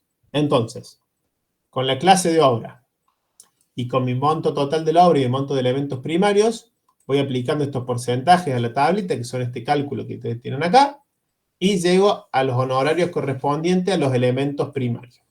¿Verdad? Ese sería A sub X, sería la primera parte de esta formulita. Y ahora tengo que ir a la parte de B sub I, al cálculo de los honorarios correspondiente a la instalación, correspondiente a los elementos secundarios. ¿Cuánto es el monto de elementos secundarios? 1.400 millones. Que fíjense ustedes que surge de ¿qué? De restarle al costo total de la obra el costo de las máquinas a instalar, de los elementos primarios. ¿Y cómo trabajo? Trabajo de igual manera. Obra de tercera clase, pero ya esta es con otra tabla, ¿se acuerdan? Voy a esta primera columna, si mi monto de elementos secundarios es más que el tope de esta categoría, aplico el 12% a este valor. Si mi monto de elementos secundarios es más que el tope de esta segunda categoría, aplico el 10% a la diferencia entre este valor y este valor. Para la tercera columna ocurre lo mismo, 1.400 millones es más que 589.078.059, entonces aplico el 9% de la diferencia entre estos dos valores, que lo tienen acá. Como 1.400 sigue siendo valor mayor al tope de esta categoría, hago el 8% de esto, que es esto, menos esto, que es esto, y el 7% del excedente, que así, ¿cuál será el excedente? Serán mis 1.400 millones de elementos secundarios, de elementos de instalación, menos el tope de esta categoría. Y así llego a un monto correspondiente a los honorarios de la instalación, que como ven, es bastante mayor, son bastante mayores que los honorarios de los elementos primarios, no solo porque el monto de elementos secundarios es más, sino porque los porcentajes son mayores, porque se supone que la instalación es más compleja o puede implicar mayores riesgos que lo de solo instalar los elementos primarios. Sumando estas dos cosas, los honorarios correspondientes a los elementos primarios y a los elementos secundarios, es que yo obtengo el honorario total en este caso, para proyecto y dirección de obra de obras de ingeniería especializada de construcción única. Esto es la aplicación del artículo 78 del decreto de ley 1332. Parto de un costo de obra, veo qué parte de ese costo corresponde a elementos primarios, qué parte a elementos secundarios, y calculo los honorarios para cada uno de ellos, y así llego al honorario final o total. En este caso, también voy a tener que realizar, puede ser que yo no haga la obra total, que solo haga los croquis, en cuyo caso voy a cobrar el 10% de este honorario total. Si hago el anteproyecto, cobraré el 40% de este honorario total. Si hago el proyecto, cobraré el 70%, y si hago la dirección de obra, cobraré el 30%. ¿Cuándo voy a cobrar el 100? Cuando hago todo, proyecto y dirección de obra. Recuerden que proyecto incluye anteproyecto y croquis si los realiza la misma persona. ¿Estos 122 millones se los queda todo el profesional? No. Tiene que ser aportes. ¿A quién? Al colegio y a la caja. El 9% lo tiene que aportar a la caja de ingenieros, el 5% del colegio y se queda el 86%.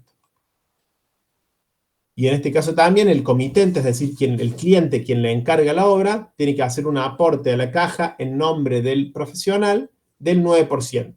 ¿Se acuerdan del ejemplo anterior? Ese aporte era del 18%, en este ejemplo es del 9%. Casi siempre el aporte del comitente a la caja es del 9%.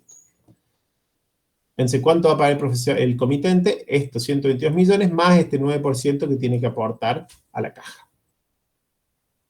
Y así calculamos los honorarios para un proyecto de dirección de una obra de ingeniería. ¿Alguna duda de esto, chicos? Todo va a estar subido.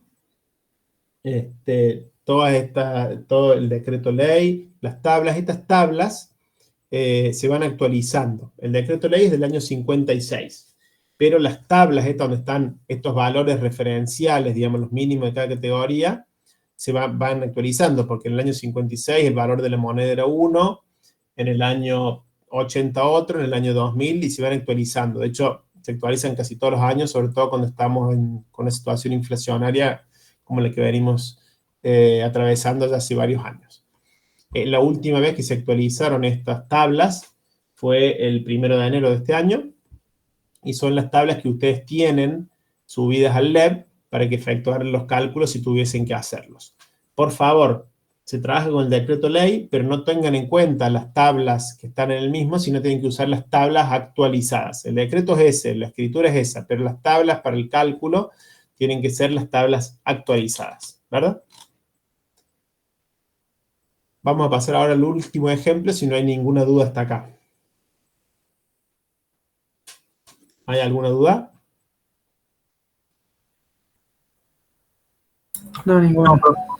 Bueno, el último ejemplo que vamos a abordar es cómo calcular los honorarios si tenemos que hacer una inspección. Una inspección o ensayos de una máquina, de una instalación o demás. Esto lo aborda el artículo 90 del decreto ley 1332. Que hay que fijar, como en todos los otros casos, el valor de la cosa, el valor de los elementos a inspeccionar y la clase de obra. Con esas dos cosas yo entraré a esta tabla, si es la obra de primera, segunda o tercera clase, y con el valor de la obra, como hicimos en el ejemplo anterior, y voy a calcular los honorarios. En el ejemplo que nosotros planteamos, las máquinas que hay que inspeccionar tienen un valor de 210 millones de pesos. Y son de segunda clase. La obra es una obra de tercera clase. Entonces, tercera clase estoy acá, y voy a calcular los honorarios correspondientes. 210 millones de pesos. ¿Es más que el mínimo de esta columna? Sí. Entonces, aplicaré el 1% a 58.907.956.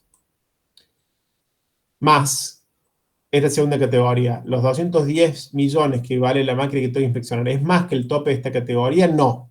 Entonces, tengo que sumarle el 0,8% de los 210 millones que vale la máquina que tengo que inspeccionar, menos el límite inferior de esta categoría. Esto.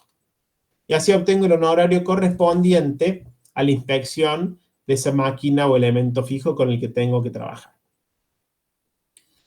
Si yo también tengo que inspeccionar la instalación, voy a cobrar aparte un honorario que es el 50% más que el que voy a cobrar por inspeccionar la máquina.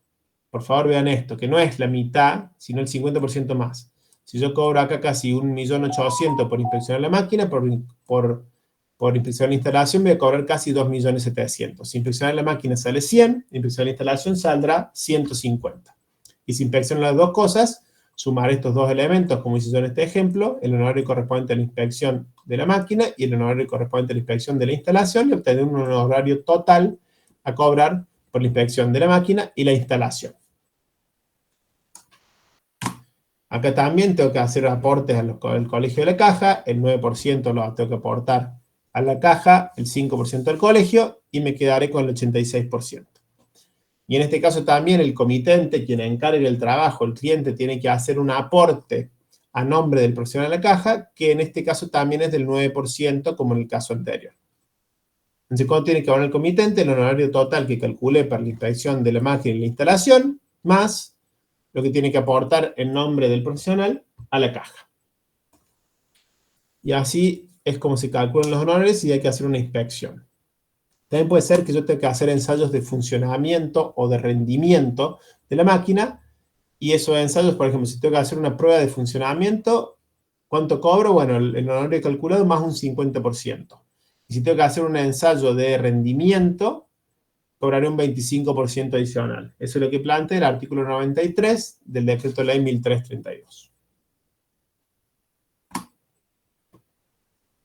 Estos son los 3 ejemplos que vamos a ver. Entonces, tenemos que hacer un trabajo, tenemos que ver cuál es el costo de la obra, este valor de la cosa, ir al Decreto Ley, determinar una categoría y ver, en función de del trabajo que tengo que hacer, cómo calcular los honorarios. A su vez, el Colegio de Ingenieros nos brinda estos aranceles sugeridos para distintas actividades si es que yo tengo que calcular honorarios. Por ejemplo, un día de trabajo en terreno, que si ahí me contratan y tengo que ir a trabajar en un lugar específico, ellos dan un estimativo que tiene un costo de 120.000 pesos, un día de trabajo en gabinete, en la oficina, tiene un costo de 100.000 pesos, día de viaje, 65.000 pesos, y un honorario básico mensual por un ingeniero recién recibido, ellos establecen un valor de 1.200.000 pesos. ¿Esto significa que yo tengo que cobrar esto sí o sí por un día de trabajo en terreno, gabinete o demás? No, pero son referenciales. Cuando no sé bien cómo se cobra, además, si ahí me contrata para un trabajo que va a llevar 3 días de trabajo en terreno y 2 días de viaje, bueno, cobraré 120 por 3, 360, y 65 por 2, 130, más o menos 490.000 pesos, y ya tengo una referencia de cuánto cobrar.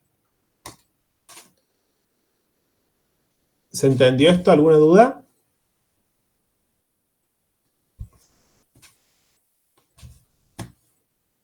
Sí, profe. Muy bien. Bueno, este es el contrato de servicio que nosotros cuando hacemos un trabajo presentamos en el Colegio de Ingenieros Especialistas, donde se dice cuál es el trabajo, quién lo encargó, cuál es el monto de obra y demás.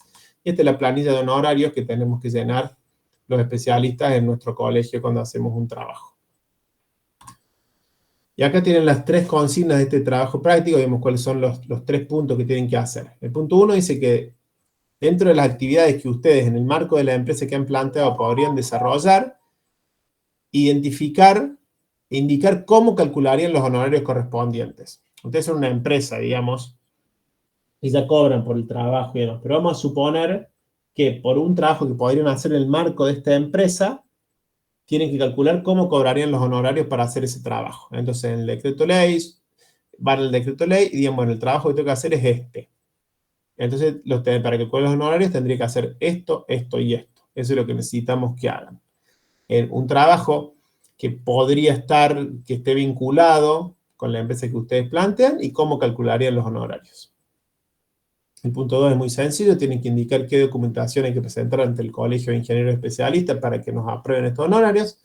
Y el punto 3 implica responder 4 o 5 preguntas, no me acuerdo, en función de la ley de colegiación 7673 que ya vieron con la ingeniera Palazón. Esto lo tienen subido en LEB, ahí van a tener las preguntas, y ese es el último trabajo práctico que tienen en la materia correspondiente a este tema, a honorarios profesionales. El decreto ley, la tabla de aranceles actualizados y este esquema para poder calcular el monto total de obra a partir del costo de materiales lo tienen también subido en LEB. No significa que tengan que usar todas estas cosas para lo planteado, pero están ahí por si los necesitan.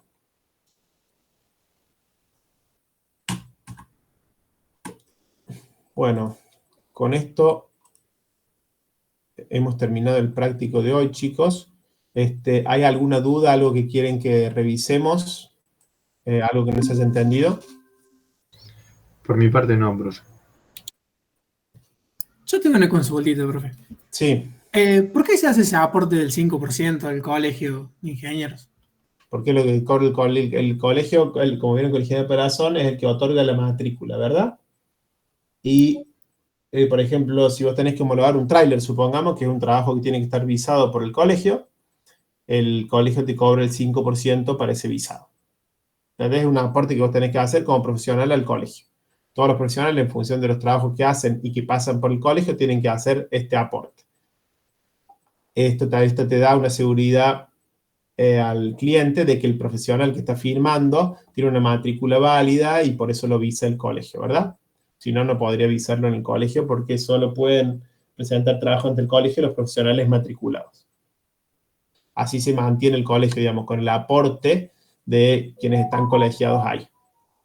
O sea, disculpa, el colegio, ¿qué sería? O sea, tener la matrícula con el colegio sería la garantía de...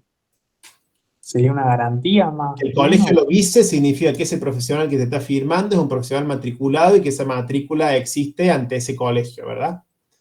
Claro. Eso es lo que certifica el colegio visando ese trabajo.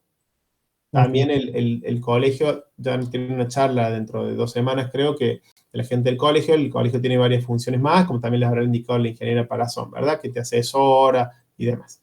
Entonces, ¿qué es la retribución de los profesionales? Bueno, los profesionales pagas mensualmente el colegio o anualmente por esta matrícula, y a su vez los trabajos que pasan por el colegio te cobran este 5%. Gracias, profe. Profe, Sí. la matrícula también se abona por menos, ¿cierto? Se abona por mes, sí. A veces pago mensual. Supongamos que yo tengo el matrícula, pero no hago trabajos que el colegio me tenga que visar, yo pago por mi matrícula y ya está. Pero a su vez, por estos trabajos que van al colegio, supongamos que vos sos ingeniero mecánico, ¿verdad? Estás matriculado, le pagas al colegio 15.000 pesos por mes, que es lo que vale la matrícula hoy por hoy. Y a su vez, si homologás un tráiler, una caldera, que tiene que visar este trabajo el colegio, de lo que vos cobres, le va a tener que aportar un 5% al colegio. Por más que esté pagando la matrícula mensual, digamos. Sí, sí, sí. Perfecto. Sí. Bien, bien. Exactamente.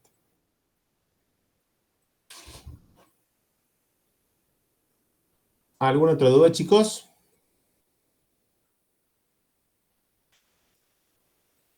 Profe, había una parte que mencionó algo sobre los viajes, que cuando si tiene que hacer un trabajo en otro lugar, le pagan a uno por el tiempo que le lleva el viaje. Claro, supongamos que yo tengo que hacer un trabajo, que tú tengas que hacer un trabajo en Salta. Y bueno, el trabajo me va a llevar 3 días de trabajo en el terreno, ¿verdad? Pero a su vez yo voy a tener que estar un día viajando, un día para ir y un día para volver, ¿no? Esos días también se cobran. O se tendrían que considerar si yo tengo que calcular cuánto voy a cobrar.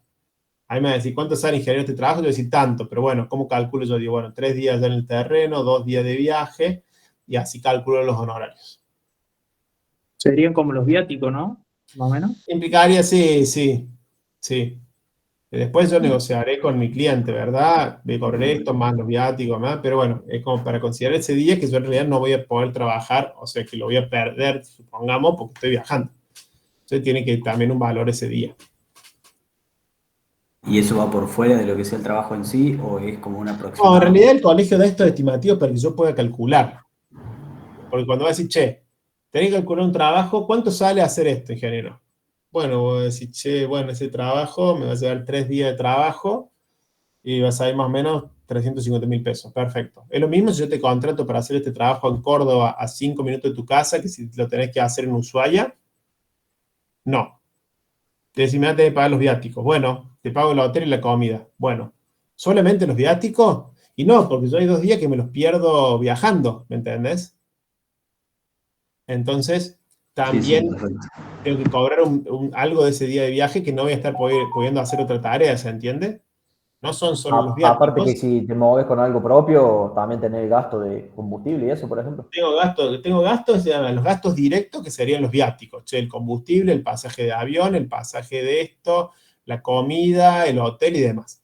Pero a su vez son días que yo estoy viajando y no puedo trabajar.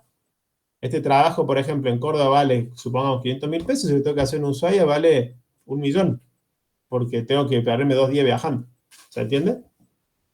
Eso tienen que considerarlo ustedes a la hora de calcular los honorarios. Por eso el colegio les da un estimativo de valor para que puedan estimarlo. Entonces, che, un trabajo que serían 3 días. Bueno, 3 días serían más o menos 3 días de trabajo en terreno, 360.000 pesos. Listo, genial. Pero si tengo que hacer un lugar que me va a llevar 2 días de viaje. Bueno, sumale 65.000 pesos por cada día de viaje y sumale los viáticos, ¿no? Porque eso iría aparte. Y así más o menos tengo una idea. Después cada profesional fijará su monto, su precio. Pero son estimativos para poder calcular. O sea, también hay trabajos que, por ejemplo, cuando una vez realizados, ponele, te llevan una semana, una vez realizado, el cliente tarda, ponerle se estipula cada 15 días, o sea, a los 15 días te hacen el pago. O, por ejemplo, nosotros a veces nos pagan la mitad en el momento y la otra mitad a los 15 días de realizar el trabajo, por un tema, no sé, de la empresa. Ujú. ¿Eso también se estima o cómo sería eso? No, eso después, recuerden que esto es un contrato que cada uno tiene con su cliente. Estas son cosas que sugiere el colegio. O sea, vos podés de ahí, o sea, vendría a ser como base lo que te da el colegio, vos podés subir, bajar lo que... Hacer lo que ¿no? vos quieras. Básicamente podés correr Está, bien. Tenés estos estimativos que da el colegio. Y tus claro, aportes van a ser en función de lo que cobres. Y si lo que cobras no llega a los mínimos establecidos para esa tarea, te van a claro. cobrar como si hubieras cobrado el mínimo. Ok. Ok, Así está. se. El resto es todo cosas que vos estipulás con tu cliente. Esto está todo desregulado y vos podés fijar el precio que quieras. Pero son mínimos o mínimos éticos o sugerencias que hay. ¿Por qué se utilizan los mínimos éticos? Para darle valor a los trabajos profesionales, porque se dice, che, esta tarea consideramos que se cobra 100.000 pesos, por ejemplo, ¿no? Pero alguien que la hace por 20. Y bueno, no ayuda al resto de los profesionales porque nos habíamos puesto de acuerdo en que esto salía 100, digamos, por el riesgo, la responsabilidad y el trabajo que implicaba. Está bien, tan desregulado, podés cobrar lo que vos quieras, pero ese es un poco el objetivo de esto. Claro. Porque aparte, por ejemplo, si es un cliente que te pide trabajo seguido, también le podés hacer. Sí, Pero sí, por supuesto. si le haces atención, una atención, por ejemplo, ¿también te cobran el mínimo? Ponele, me llaman todas las semanas porque están haciendo muchas modificaciones. Están haciendo 20 trailers, yo les certifico trailer. El Claro, colegio le cobra el 5% de cada uno de esos trabajos. de cada Si trabajo. no llega al mínimo, bueno, me va a cobrar como si le hubiera cobrado el mínimo. Ok. Supongamos que si certificar un trailer, homologar un trailer vale 250.000 pesos. Listo. El colegio dice que el mínimo es 200. Listo. Yo quiero cobrar 100. Bueno, los aportes del colegio van a ser como si yo hubiera cobrado 200. ¿Se entiende? Están desregulados los honorarios. Puedo cobrar lo que yo quiera, pero los aportes tienen que hacerse en función de lo que cobre y si lo que cobre no llega al mínimo, voy a tener que aportar el mínimo. Ok, y en el caso, por ejemplo, en el caso ese de los trailers que mencionas, Sí. porque, o sea, la homologación o sea, por ejemplo, no sé, Ford para la Ranger no homologa camioneta por camioneta, sino que es como el modelo está homologado en el país. ¿Eso en ese caso que habría que No, hacerlo bueno, también por ese vehículo es o es otro, un caso no, especial? ese es otro trabajo. Este en realidad, yo les doy el ejemplo Australia porque es una tarea profesional que hacen los ingenieros mecánicos o electromecánicos. Claro. Por O ejemplo, sea, no, a ver, a lo que yo iba es al punto de algo que es continuo, ¿me entendés? O sea, si se dedica a hacer tráiler, se supone que hará más de uno por sí, día, pero mes.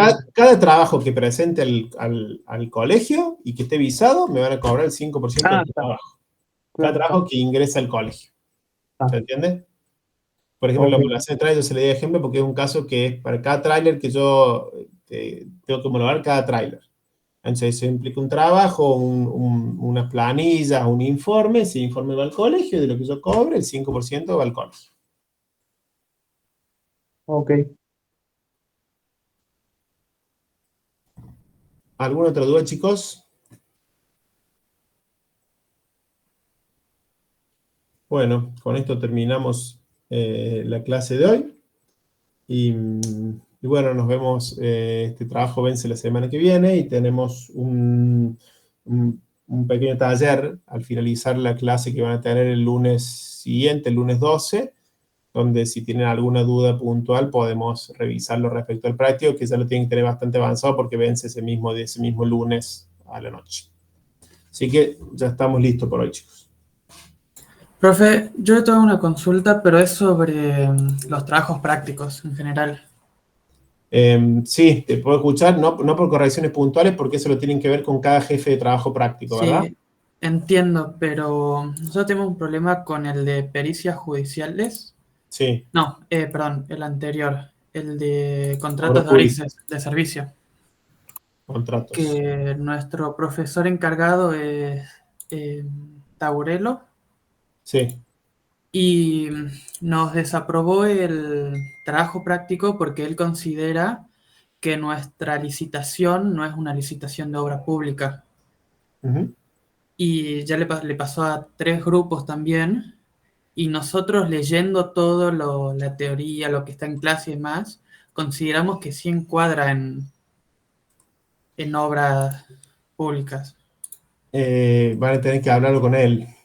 Los jefes de Es trabajo que ya otro grupo le mandó mensaje, le habló y no le contestó de la mejor manera. Bueno, esa es otra cuestión. Tienen que resolverlo con su jefe de trabajo práctico. Yo no puedo pasar por encima de una corrección de otro docente, ni tampoco conozco el caso particular, ni podría hacerlo. Por eso tenemos los grupos encargados. Todos recuerden que todos tenemos correo disponible y horario de consulta. El ingeniero Tamburello tiene horario de consulta los martes a las 21:30 horas por Meet. Entonces, ahí cualquier duda y eso se las va a poder evacuar ahí, van a poder revisar cualquiera de estas cuestiones.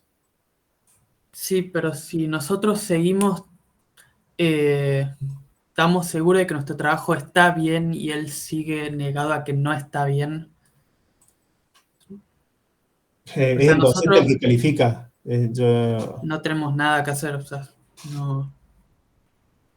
Como les digo, hay consigna de trabajo práctico y hay un docente que califica. Pero pueden hablarlo con él porque ningún docente, si ustedes hicieron algo que está bien, les vamos a poner que está mal. De ninguna manera. Entonces es muy importante, quizá hay algún punto donde no se están entendiendo, por eso es muy importante que lo hablen con él. Y le puedo consultar así de manera general, le explico nuestro trabajo y usted nos dice qué opina para saber si por ahí nosotros estamos equivocados. No, ahora no. Ahora no. Primero, estaré pasando por encima de las correcciones de un docente que no es éticamente correcto, ¿verdad? Todos tenemos abiertos nuestros horarios de consulta, tienen que hablarlo con el ingeniero Tamburello y recuerden, sino que todos los docentes tenemos horario de consulta disponible por si ustedes tienen alguna duda puntual.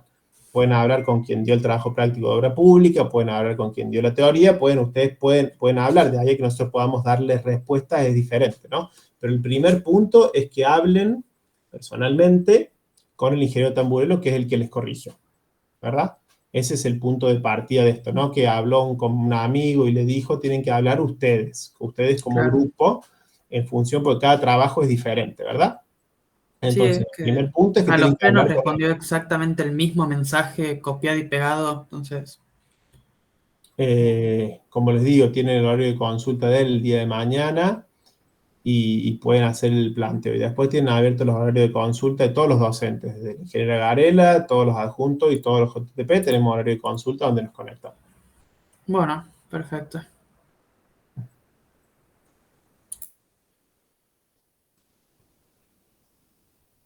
Bueno, si no hay más dudas, chicos, hemos finalizado.